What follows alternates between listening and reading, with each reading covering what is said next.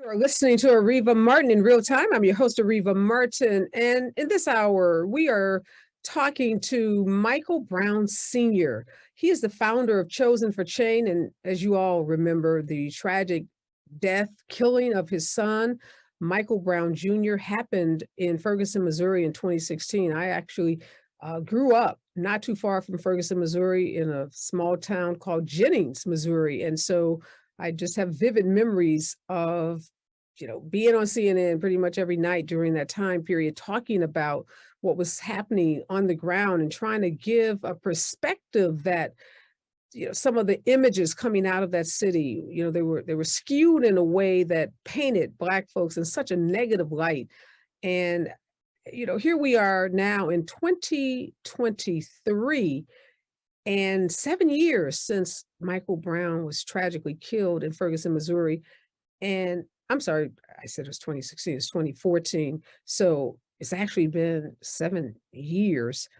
And we just had the funeral of Tyree Nichols, and we watched his family, his father, his mom at that podium, and just how emotional they were, and just talked about, just humanized Tyree, told us what he loved to do, what his hobbies were, what a wonderful guy he was. And I remember one of the things that really resonated with me, Tyree's mom said, look, everybody says their son was a good son, but she's like, no, y'all, I'm for real. My son was a really good son. And you could just feel the pain. And she said the only thing that was getting her through this period was her belief in God and her faith that her son had been sent to this earth on a very specific mission. And I think what she meant by that was that her son's death at the hands of those just really, brutal police officers, those just inhumane officers, ex-officers, now criminal defendants, that her son's death at their hands is going to be used by God to help somebody else in this community, some other Black young man, so that that man or woman doesn't have to go through what her son went through and that their family is going through. And we often, again, we talked in the first hour about watching these horrific videos of Black men and women being killed by police. And I've had an opportunity to talk to some of the family members. Wanda Grant, sat down with her several times and interviewed Wanda. You all will recall Oscar Grant was shot and killed by BART police officers up in Oakland years ago. And she was one of the first, families that came out and started really talking about the trauma associated with the having her son killed by police. Sandra Bland, I've interviewed her sister. You all remember Sandra Bland died in police custody after a routine traffic stop, and she was arrested. But I think sometimes the real life trauma that these families experience, the grief, they have to grieve in the public eye. They don't get to do what most people get to do when they have someone that's, murdered or dies. They get to grieve quietly, but these families have to grieve in public. Millions and millions of people tune into the funerals of their loved ones, and millions of people are watching them for not just days and months, but years. So we're going to talk to Michael Brown Sr. about what that experience has been like for him. Stay with us, KBLA Talk 1580.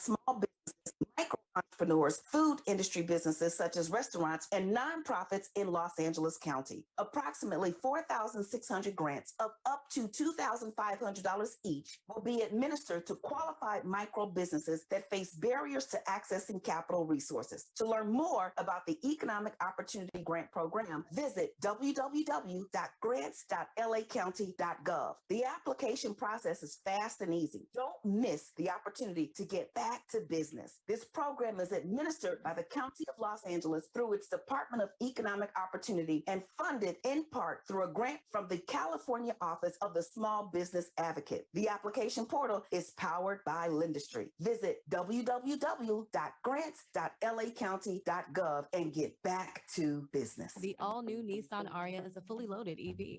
It's brimming with style and power, Up to 389 horses of it. innovation, and intelligence. E-Force all-wheel drive.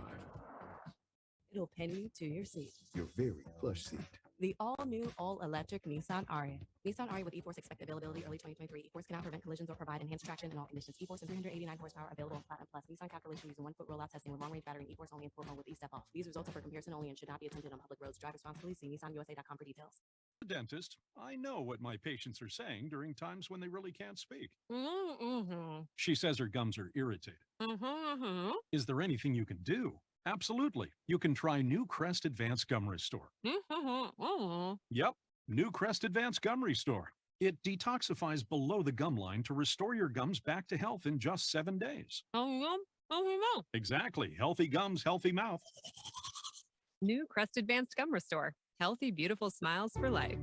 At Cedars-Sinai, we're honored to be named the #1 hospital in California and the #2 hospital in the nation in U.S. News and World Report's Best Hospitals Honor Roll. We're also proud to be named #1 in 6 specialties in Los Angeles.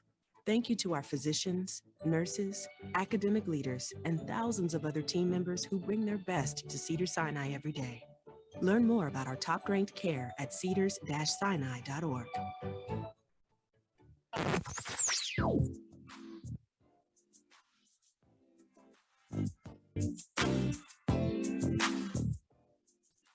This is KBLA Talk 1580. Talk radio. That's music to your ears. We're unapologetically progressive. KBLA Talk 1580.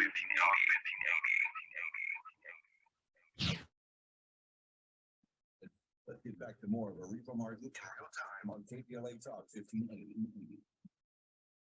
You're listening to Areva Martin in real time. I'm your host, Areva Martin, and we are talking in this hour about police brutality, but we're not talking about it from, an ivy tower or a 30-foot view up. We're talking about it with real people who've been impacted by police brutality. So if you're out there, you're listening to the show, you or some family member or a friend or someone you know that's been impacted by police brutality, give me a call at 1-800-920-1580. I want to hear from you because we want to really understand what this does to a family, how it disrupts this police violence that we talk so much about. Again, that's 1-800-920-1580. Give me a call or post your comment on our YouTube page.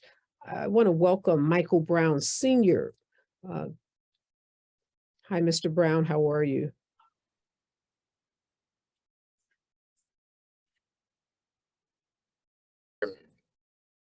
Thank you so much for joining me. I just, again, I'm kind of lost for words whenever I have a opportunity to, or I have to sit down and interview family members who have lost their loved ones due to police violence. So my condolences. I know it's been, 7 years since your son was killed, but I can imagine as a parent myself of 3 kids that pain never goes away. And my math is off. I guess it's 9 years.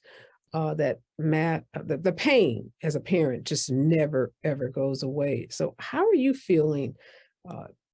Just tell me how you're feeling. How you doing? Well, sadly, when we go through these, when we have this stuff happen to our loved one, it opens back up the book or the wound, and we go back into time, when this first happened to us. So, I feel for the family, I would definitely see the family Tuesday for the State of the Union. I would be there. So I would meet the family then.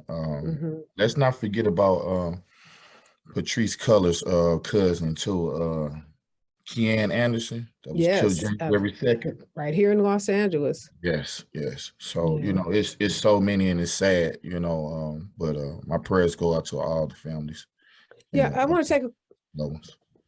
Yeah, Keenan Anderson, you're right, was a young man, teacher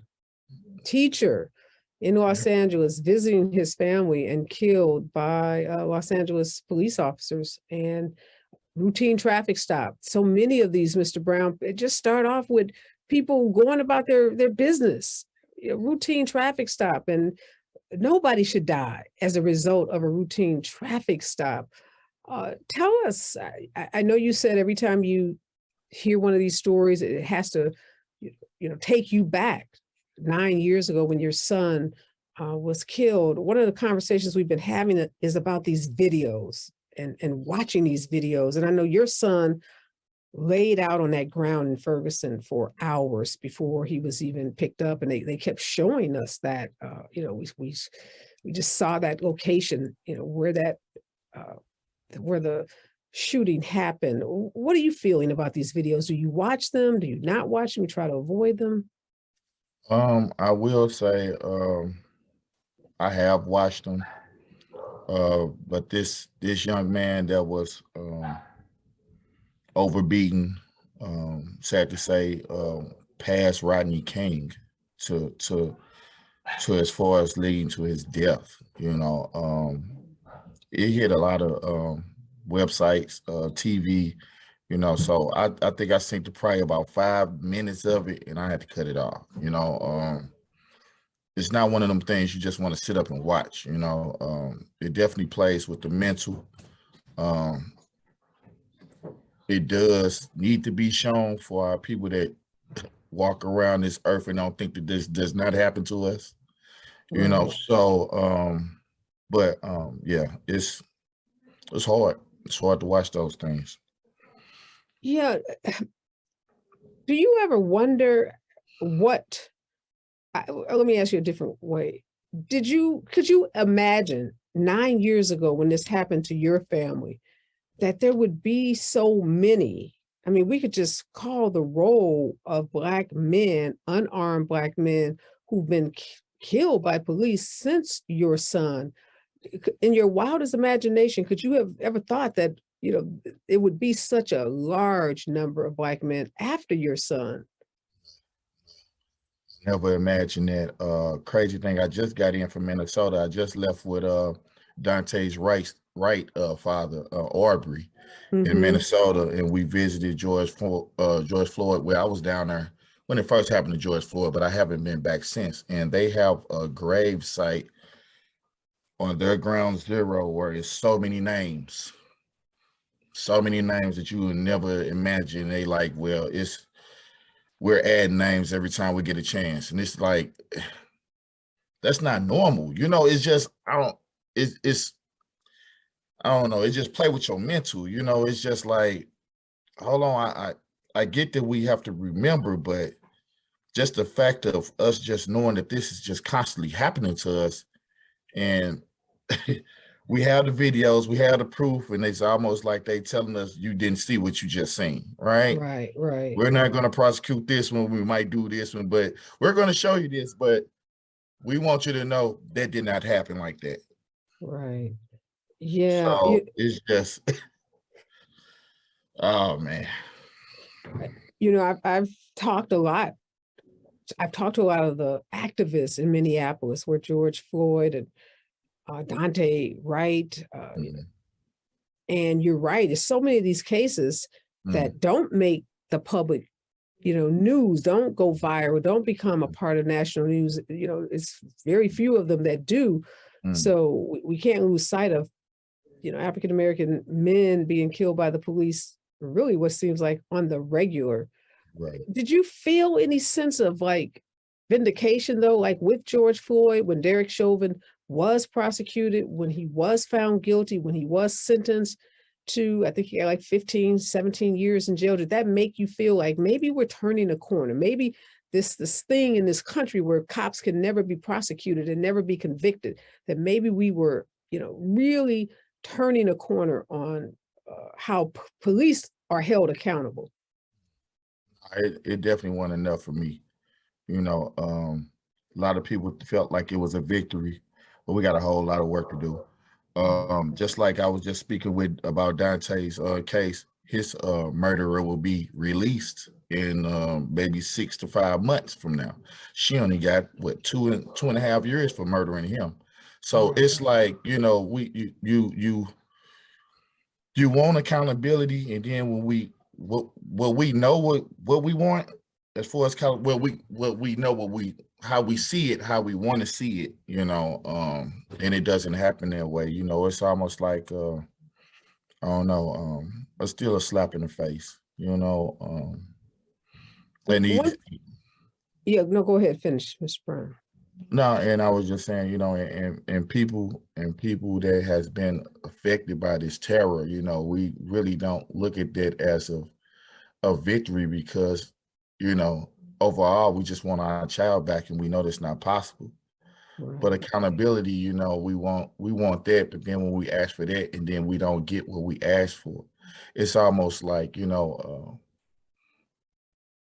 it's just steady disrespect all the way around the board, you know.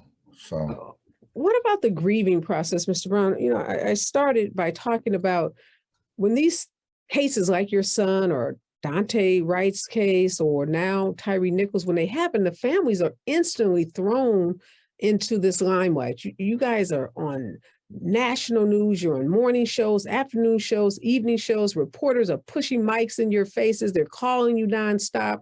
People want to talk to you. They want to get your reaction, your stories. You know, that's not typically that doesn't typically happen when somebody loses someone. So do you feel like you ever had the proper time to grieve your son's death? 3 years ago, basically, I had a chance to unwind, scream, I guess tear some stuff up, you know, get it all out. Because of that, right? You saying we've been pulled ever since. Yeah, it's crazy, you know. But in that tunnel that we are in, we just want justice. So we don't understand that we are being yanked and pulled everywhere. We just wanted to get out there, and whatever help we think is going to help, we're going to do it. You know, that's just the fight, you know. Right. And then you're doing But you were saying 3 years ago, you did take, I mean, what did that feel like, being able to just release all that anger and all those emotions? You know, did you feel better on the other side of that? It was just like, just a small release. That's all. You know, it was just where I can breathe, because it felt like, you know, I had someone sitting on my chest the whole time. So, you know, when you get a chance to breathe a little bit, you know, you're able to, you know, do more work. You know, your mind is a little clearer. It's not fully there, which we know it won't ever be that way. But just as far as with the fight that we are in, or we were put in, you know, we're able to do the work. So I know you started a foundation, Chosen for Change organization, after your son's death. And like I said, I grew up downtown St. Louis and then lived in Jennings, which is right next door to Ferguson. You know that city very well, go home to St. Louis all the time. I just wonder, do you feel like anything changed? Because one of the things that got revealed after your son's death was the way cops in those little small towns right outside of St. Louis, how they use those traffic stops to give people tickets and basically finance the cities on the backs of mostly Black people with those, you know, little tickets that they give you. If you drive, you know, 5 miles over the speed limit, or your light is off, right? The smallest, you know, infraction, people are getting pulled over. And then in some cases, it ends up in these deadly encounters. So has anything changed, in your opinion, in St. Louis County, particularly in the Ferguson County? Well, we both know you from here, so we both know this. It's gonna be a while, you know. But the stop and frisk has stopped. Walking being Black has stopped too. We got the body counts. I think that's one of the things that's put in Mike's name in memory of him. But yeah, we got a new mayor, a Black mayor, woman in Ferguson now. First Black prosecutor. You know, we have a lot of things, but we still have a lot of work to do, because it's so much bagged up from a system that's been used to running a certain type of way, right? Right. It's finding its way in breaking that code, you know. So like I said, we got a little ways to go, but Work to do. You mentioned the Black mayor. I actually had a chance to sit down and interview both the mayor of Ferguson, Black woman, the mayor of St. Louis, Black woman. You got a Black prosecutor in St. Louis, but the officers involved in Tyree Nichols, they were all Black. yeah. How did that hit for you? The fact that when we saw those officers, unlike the officer involved in, your son's death, the officer involved with so many of these cases, typically they're white officers. So this was something different. Did that hit you in a different way? Yeah, it definitely did, because it's still some things that's corrupted, and I blame it on training. I blame a lot of that stuff on training. It definitely opened my eyes to let me know it wasn't no color. But those are some things that I have recognized back early 16, to where I was going down on Beale Street in Tennessee, and the way the Black officers would talk to us was kind of weird, because I never seen it like that. But I'm not saying that's not surprising, but it did definitely shock me to see that going that far, Right. Yeah. I want to bring in Carrie O'Horn now. You mentioned training. Carrie O'Horn, Ms. Horn was a Buffalo Police Department officer. She tried to intervene in a situation where a Black unarmed man was handcuffed, and a fellow officer was trying to choke out this unarmed handcuffed man, and she ended up losing her job as a result. Carrie, thank you for joining us. Mr. Brown just said he thinks it's training. What do you say to that? I say the first training that you get is home training. So we don't know what they're learning at home. But once you get on the job, after you come out of the academy, then they tell you, forget what you learned in the academy. This is how we do it here. And then that's when it all begins. Because, and then you said, I tried to stop that officer. I didn't try, I did stop him. The point is that Max still lives to this day because of that. Right. I didn't know that I would get fired from doing what I was supposed to do. So, when you talk about like the color, like it doesn't matter if the cop is Black or white. The point is they think they're blue. So the blue on black crime is what's running rampant, and it's being condoned by the higher ups. So now we have to hold them accountable, because police officers are just pawns in a chess game. But we really need to deal with that issue. And then there's policies on the books that, and I'm not sure if it's everywhere, but policies that say that you're supposed to intervene. I guess maybe we may have had that policy, but nobody went by it. So yeah, how long were you on the force, Carrie, before you were actually terminated? 20 years. So you're actually 20 years. Actually, in Buffalo, 20 years and you can get your pension. So I could have retired at 40 because I came on at 20.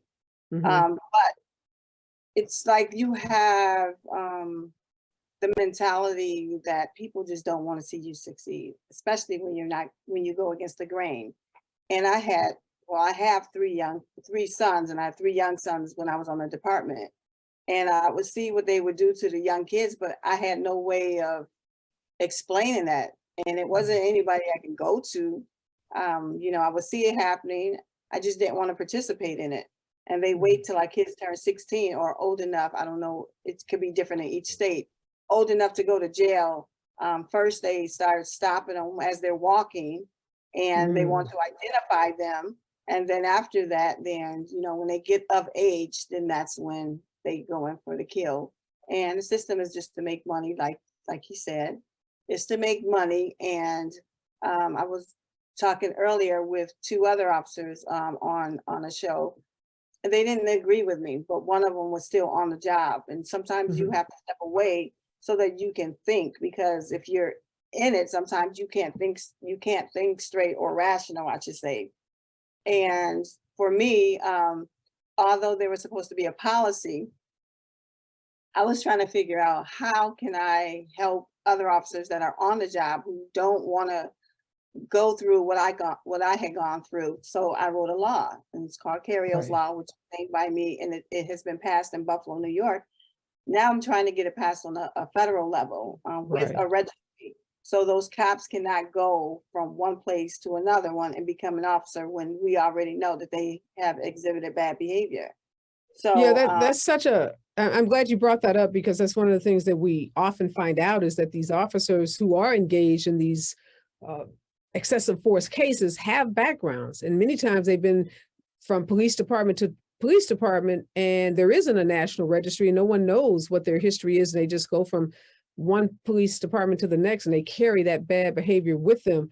We're going to talk about the chief of police in the Tyree Nichols case. I'm going to give both of you all's opinion about her, because she got a lot of praise for firing those officers, but I've been critical of her because she started that Scorpion unit, and she is at the top of the food chain. So I think to the extent you're going to hold those officers accountable, she also has to be held accountable. After news, traffic, and sports, back with Michael Brown Sr. and Carrie Horn talking about police brutality. If you have a question, you want to weigh in on this conversation, you've had a negative encounter with the police, give me a call. I want to hear from you, 1-800-920-1580, or post a comment on our YouTube page. Your voice matters, because so many people have been impacted by this, and we want you to be able to tell your story as well. Stay with us, KBLA Talk 1580.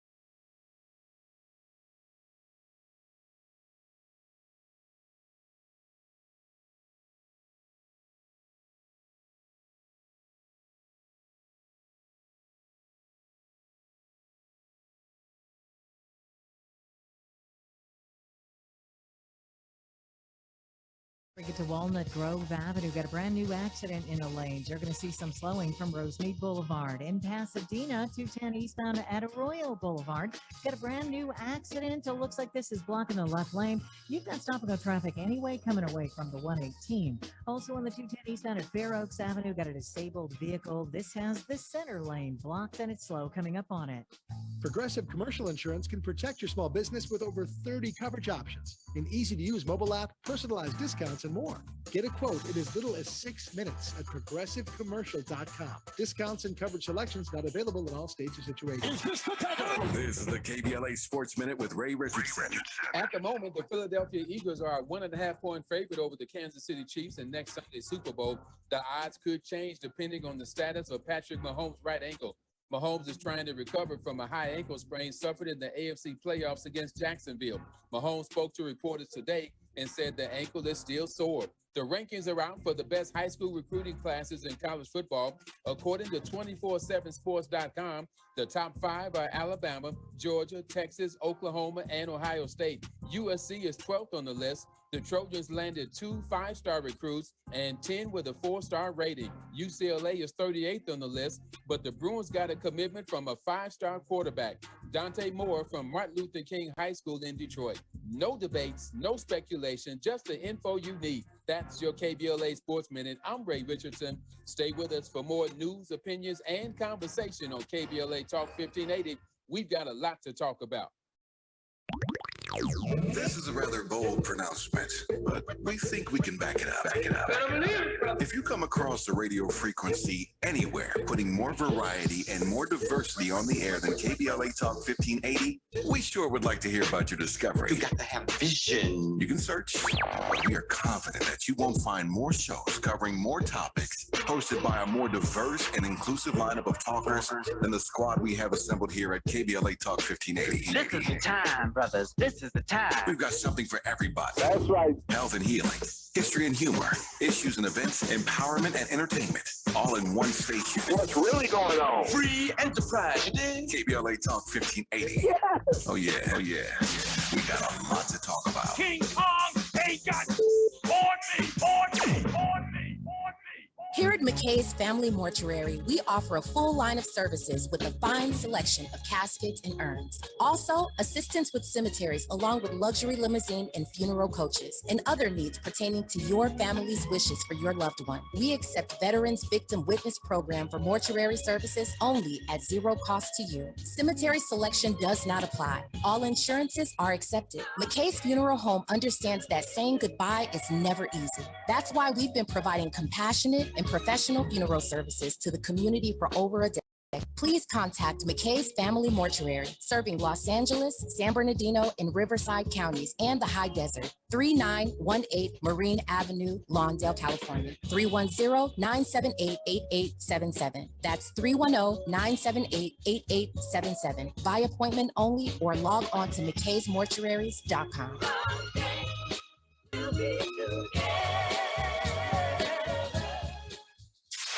KBLA Talk 1580. We've got a lot to talk about. Hi, Maisha Cairo here, KBLA, live at Chase Bank on Crenshaw and Vernon for the In This Together tour with female business owners, a day of empowerment, community panels, and best of all, tips on building business from marketing to capital. Today, I spoke with Tatiana, a community manager for JP Morgan Chase. Thank you so much. Yes, my name is Tatiana Roberts. I am a community manager for JP Morgan Chase. I have to honestly say that this has been the most fulfilling position that I've ever had, where I get to give back to the community because I saw my mom's struggles. That's really what fuels what I do to make sure that that the community has all the access to the resources that my mother didn't have. So for the mother who's in business, what are 3 quick tips you can give to ensure that they're on the right path to accessing financial support from a bank like Chase? Say number 1, just make sure that you're checking your credit on a consistent basis and taking action to either fix your credit, maintain your credit, or rebuild your credit. The second thing would be budget. I know that B word is kind of like ugly right? A lot of people don't like that B word, but it has to be done. We need to tell our money where to go. The last thing is to build a network of supporters that are going to lift you up. The community building here in Crenshaw is that network. So visit the Chase Community Center on Crenshaw and Vernon. Meet a banker today. Tell them about your business. I'm Maisha Cairo in the community for KBLA with JP Morgan Chase.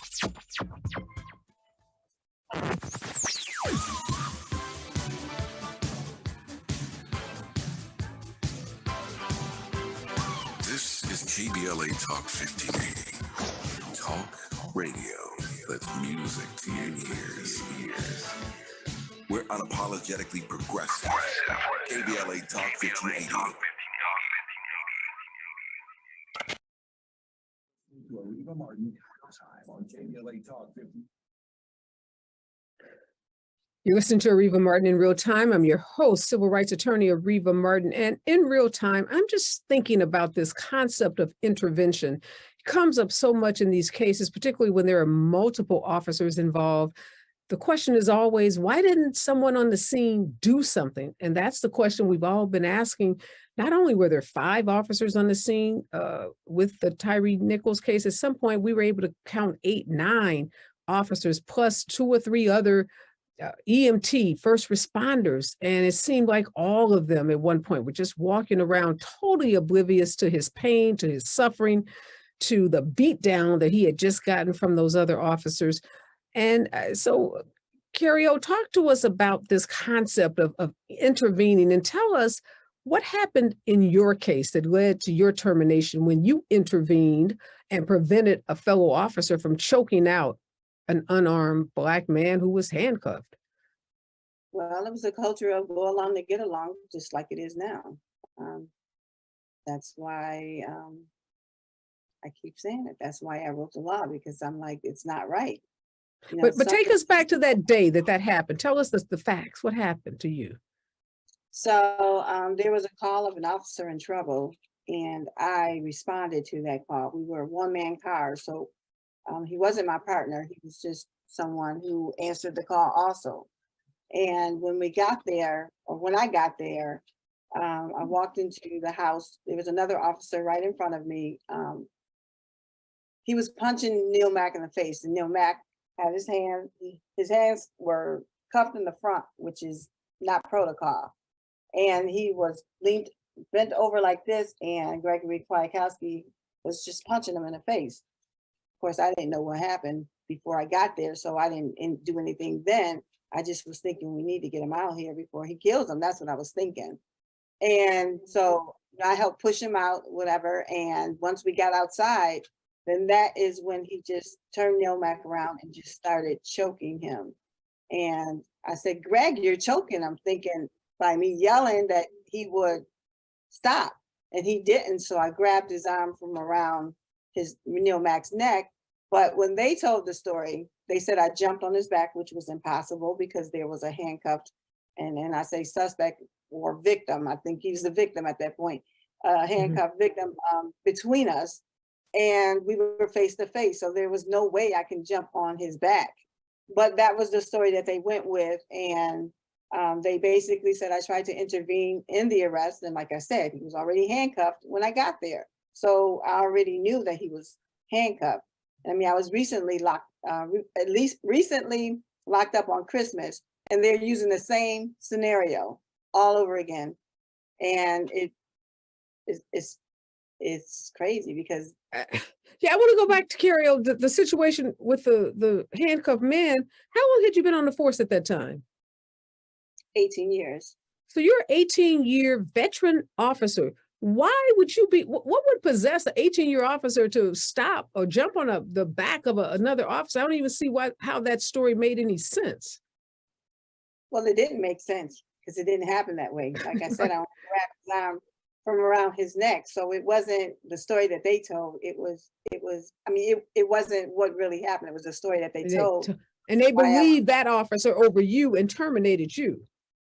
They didn't believe him. They just were all in on it.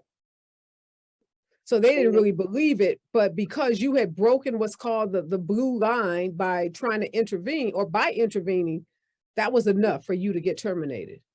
Yeah, he eventually went to jail years later for doing exactly what I said he was doing, which was abusing people. Yeah, I'm taking your calls at 800-920-1580. If you have had a negative encounter with the police, if you've been beaten or kicked or shot, or you know a family member that has, give us a call. We want to hear your story. Mr. Brown, what do you think? I was asking about the chief in Memphis. She got a lot of credit early on because they said she fired those officers very quickly. Now we're learning there were some other officers that got put on administrative leave that we didn't hear about initially. One of them is white. He seems to be on paid leave. He wasn't fired. So there's some questions about whether he got some preferential treatment. And I don't think we can ignore the fact that she started this unit, this Scorpion unit, which its own name is menacing, unit where these officers are given very little supervision. They ride around these unmarked cars, they jump out, they harass people. What do you think about her? I mean, if you were in that city working with the advocates or on the ground, would you want to see her held accountable in some way? This is the police chief I'm talking about. Of course. She the main leader, you know. People don't realize that, you know, the police department is the biggest gang ever. You know what I'm saying? Yeah, you know, we do. I'm in LA. We have a huge gang issue with our county sheriff's department that has been well documented. Oh yeah, you know, so they got a code that they go by, just like the Bloods, the Crips, and everybody else. You got a code they go by, but they code overrides everybody else's. You know, right or wrong, they right. So Yeah, Carrie, what do you think? Why do you think everybody was so quick to give the chief a pass when she is at the top of the food chain? Well, I think initially everybody just felt like she did what was right. But at the same time, they didn't know all the details. I bet you they think differently now. I would say because she fired black officers. That's why. Oh, Mm. that too. And why the black officers felt like they can do what the white officers have done to us for years, I don't know why, but they felt like they would be protected. Um, I wasn't protected for doing the right thing. The union backed out on me. But here they feel like we can do this and bring all kinds of attention to our department and we're gonna stay on. She was like, nah, you gotta go. I don't know why the white officer is not fired, because he should be also. And I'm sure it was probably other people that should be fired that was there. But I don't know. It's so simple. It's just like, just go in and treat people the way you want to be treated. But Yeah, you said home training when you first, that was one of your first responses. And yeah, you have to question what these people were taught at home. Oh, Mike Senior, yeah, you just brought it. I mean, the question that we're all asking, media, everybody was ecstatic about what she had done. And you're right. I mean, we can't ignore the role of race in this case, from how the 5 Black officers who definitely deserve to be charged with murder and kidnapping and aggravated assault. No doubt about it. They were straight up brutalizing without justification, violating the constitutional rights of Mr. Nichols. So no doubt they need to be charged. But the swiftness in which that happened, we can't help but ask the question, would that have been the same? Because in so many of these cases, the white officers are placed on administrative leave and oftentimes with pay. And, there's this long process that happens that we didn't see happen with these 5 officers. And race, I know there's the blue, Carriel, and you're telling us, it ain't black and white, it's blue. But we still know that, as you said, Black officers, even when they do wrong, are treated differently than white officers when white officers do wrong. And we got to figure out what's going to really make a difference in terms of policing, because our police departments across this country are in crisis. When we come forward, I want to talk about what the both of you think is going to take. What is it going to take to see real change in policing in America? Stay with us. KBLA Talk 1580.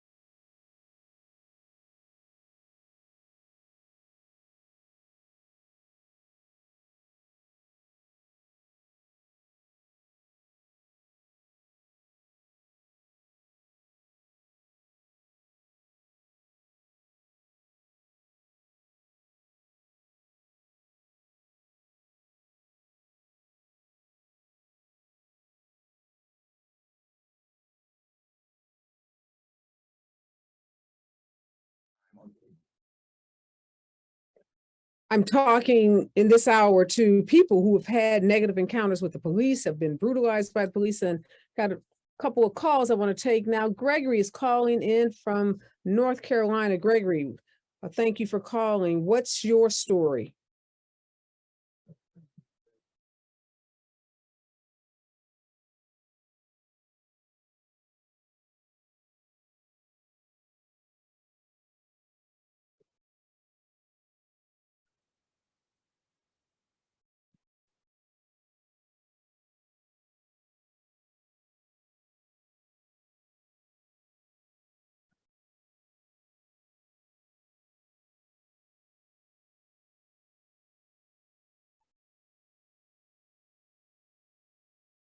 Mm-hmm.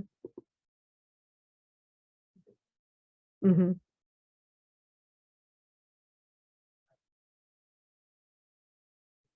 Mm-hmm.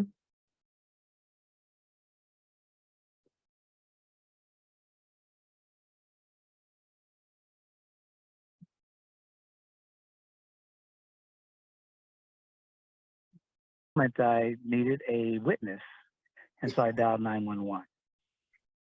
And when the dispatcher came on, I explained the situation that I don't know why I'm being pulled over, and I'm uncomfortable at 12:15, 12:30 in the morning being pulled over. Like that was true. So she knew exactly where I was. I gave her the route number, and I was going to take the next exit, route 20, exit 20. And she said, "Yes, I know exactly where you are." So I pulled over. And as I'm continuing this conversation, which is loud through the vehicle's intercom system, the next moment I knew the officer was at the passenger window. So I wanted to make sure I pulled the windows down so they could clearly see in the vehicle. And one would think that the encounter would have been something like, "Good morning, sir, dark highway." Just thought I'd stop to Gregory, I don't want to interrupt you, but I want to get to what happened to you. I got some other calls, and I want to make sure I get to everybody before we are off the air. So tell us, did you get pulled out the car? Did a gun get pulled on you? What actually happened? Well, with the barking, yelling, and intimidating and holding, brandishing the gun, I asked for a supervisor on site because I know my rights as a motorist. Well, now I have 5 patrol cars, 5 white police officers, and they're surrounding the vehicle, and 3 came to my driver's door, pulled the door open. 1 was at the nose on the driver's side, and the 5th one came to the side door. And I ultimately end up out of the vehicle, shoved against the car, kicked my legs open, handcuffed, and I'm asking, why am I being treated this way? I explained to the supervisor and the other person, I practice medicine. I'm here from out of state, heading to a medical conference. It fell on deaf ears. So I ended up being arrested. I still have no explanation for the arrest. They, of course, did not Mirandize me. Why? Because there was no crime committed, nor was there a law broken by me. So they forced me to pay a bond of $1,040. And I asked, why am I here? What do you mean pay a bond? So I ended up being forced to give them my Visa card. They charged my account. Wow. And then I was forced to walk 6 miles at 2:30, 3 o'clock in the morning in an area that I'm not familiar with. So it's a town. It wasn't a city, so there are no lights or anything. So in the dead of night, it took me probably 2 hours and 20 minutes of the 6-mile walk to get back to the vehicle. And I ended up being treated in the local emergency room, of which I have 4 torn ligaments and tendons in my left shoulder, and I'm going to have surgery. Wow. Sorry to hear that, Gregory. Sit tight. I want to bring Sandra on. Sandra is also calling from North Carolina. She also has a story of police brutality. Sandra, you're on the air. Hi, how are you today? I'm good, thank you. How are you? Wonderful. I think that the young man that answered the line did not realize that I was not calling in about police brutality. But since I'm on the line, I would love to share something positive about the police. I know it might be off topic a little bit, but would that be okay? Tell us what you want to share, Sandra.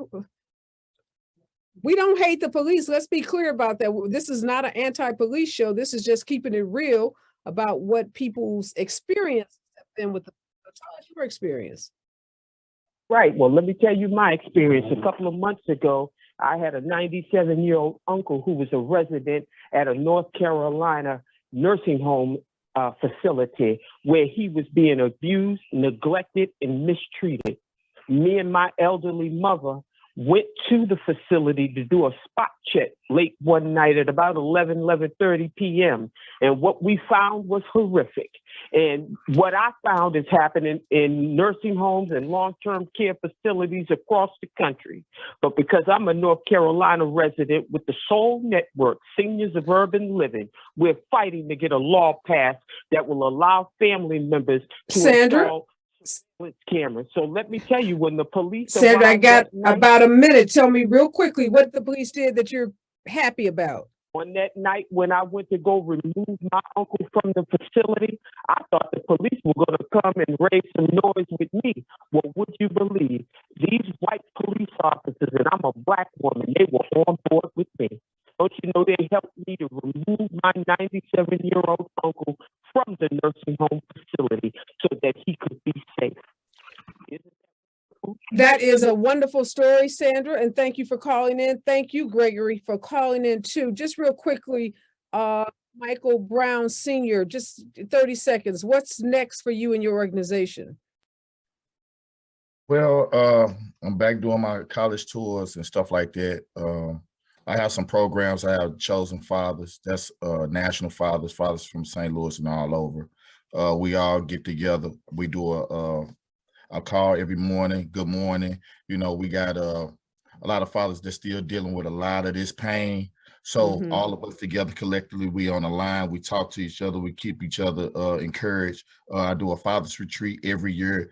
I bring in 50 to 60 fathers, and I might take a trip to Miami, Florida, or that's one of the places. And this year it will be Essex. So it'll be the first time Black fathers will be on the stage at Essex this year.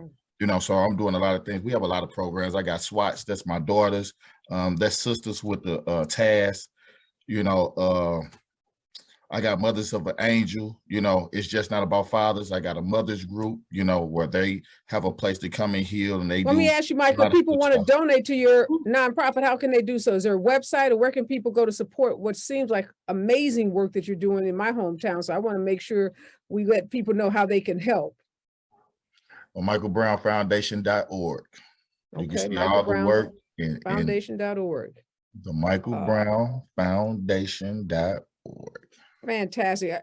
Thank you so much, Mr. Brown, for just being here, for sharing your story. Thank you for finding your purpose. I mean, this was thrusted upon you, not something anybody chooses as a parent to go through what you and your family have been through. But I am just so moved by what you have been able to do and turn that pain into something so purposeful. So, you know, keep walking in that light. We see you, we got you, you know, we're here for you, and we will definitely make sure that people know how they can support that work that you're doing in my hometown. So I'm so proud to say that we are, you know, fellow St. Louisans. So again, thank you so much. And Carrie O, keep lifting up that word, you know, that law. Hopefully you get that national, a law, you know, a lot of policies on the books around the country about police having a duty to intervene, but getting a national law would be incredible. You know, so I just want to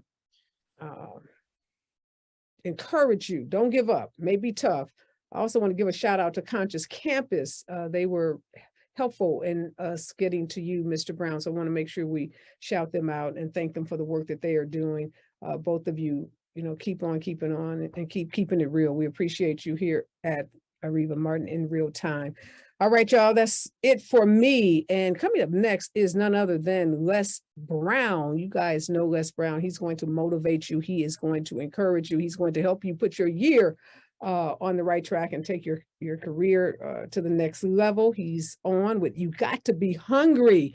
You got to be hungry with none other than Les Brown. And you want to follow this conversation that we've been having today about police brutality and how you can get involved. Make sure you follow me on all social media platforms at arevamartin.com. I'll see you again on Areva Martin, keeping it real. Stay with us. KBLA Talk 1580. KBLA 15.